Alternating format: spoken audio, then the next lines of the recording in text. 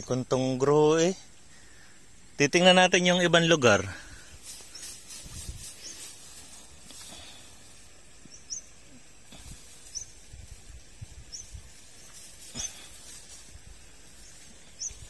Tandaan ko niya, pag yung pinutulan ko ng albos at ilang araw na hindi pa nabago. Ito, putulan natin, no? Putulan natin. Hintayin nating tumalbos.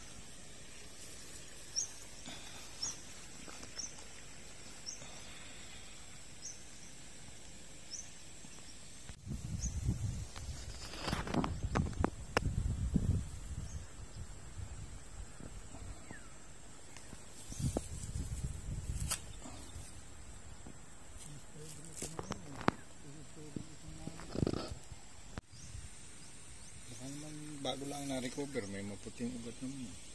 Pero maikling.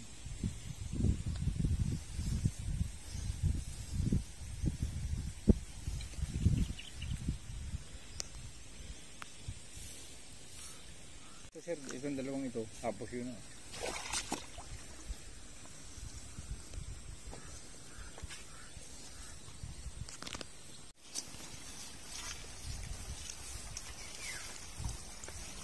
Ayan, so mga kaani, magandang tanghali po sa atin lahat. So ito po yung palaya natin.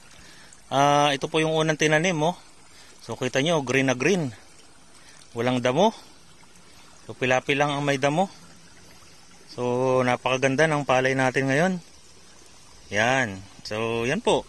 Pero dun sa parting dulo, may bibisitahin po ako sapagkat mukhang may symptoms ng tunggro. So ito po nung Monday ay pinuntahan ko na. At yun nga po, may sintomas. So nanggawa po tayo ng mga ilang measures. At ngayon po ibibisitahin ko kung positive nga po ba sa tunggro. Kaya babalikan ko po ngayon. Ayan, so ito po yung palaya na may suspected na tunggro. Kasi nga po yung parte dyan ay naninilaw. O yung itong guhit na ito, yung pinakang gitna. So last Monday, so ika-5 araw ngayon, binisita ko po, pinalagyan ko po ng 1620, pinahaluan ko po ng potas, so 1:1, isang hektarya na, pina-applyan ko.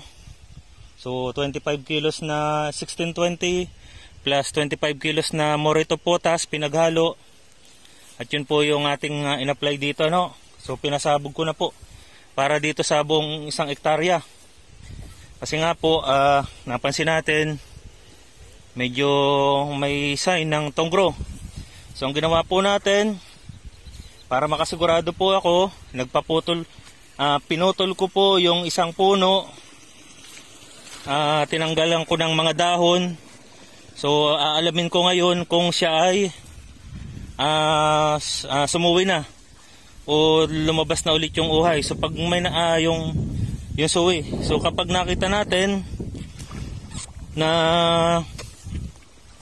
kulay dilaw ang lumabas na dahon, na bagong dahon, kasi tinanggalan ko lahat ng dahon. Kung kulay dilaw ang lumabas na bagong dahon, positibo po ito sa tunggro.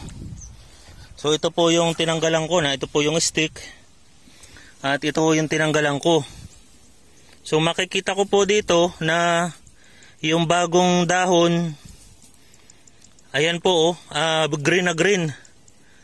So ibig sabihin, hindi po ito tunggro, o it's either nakabawi yung palay.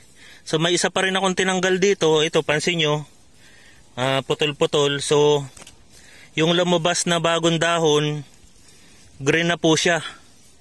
So ibig sabihin, nakarecover po yung palay natin doon po sa suspected tunggro natin. Mapapansin nyo yung mga lumang dahon, ayan po, madilaw, medyo orange. Pero itong mga bagong dahon mag-green na. Ayan. So kahit po ito, pansin nyo itong katabi, yung mga lumang dahon orange, pero yung mga bagong dahon green na. So ibig sabihin, nakarecover po itong palaya na ito dahil naagapan po natin. Nawala na rin po yung paninilaw. Kaya lang po, yung pong nag-aalaga nitong palaya na ito ay tumex po sa akin kahapon at sabi niya walang pagbabago. So ang naging last resort ko po, sabi ko kung walang pagbabago, ay kailangan natin gumamit ng insecticide. Kaya nagpabili po ako sa kanya kanina ng Gold Rush. So bago pa ako pumarito sa palayan, sila na may nabili na ng insecticide. So mamaya papakita ko sa iyo yung bote. At nung nabisita ko nga po dito, mukhang recover na ho. So yun ho ang kagandahan naman nung ginawa nating prevention. So kaya naman po ako nagpabili ng insecticide kasi para mapatay na yung mga green leaf hopper. Pero sa nakikita ko po ay recover na ho. Tuloy-tuloy na po ito. Ayan ho, maganda na. So mukhang yung i-spray nila, siguro bukas sila mag-i-spray. Ay hindi ko na muna pa i-spray. Kasi sayang naman. Ayan, makita nyo yung mga matatandang dahon, madilaw. Pero yung mga bagong dahon, nung nalagyan ng 1620 na may halong potassium, ayan o, bumerde na. So, ayan po. So, i-recommend ko doon sa may-ari na wag nang pa-sprayan ng insecticide. Pero kung gusto nung may-ari at makasigurado siya, di na, sasakan nila na po yun. So, yun lamang po ang update dito po sa problema sa Tonggrow.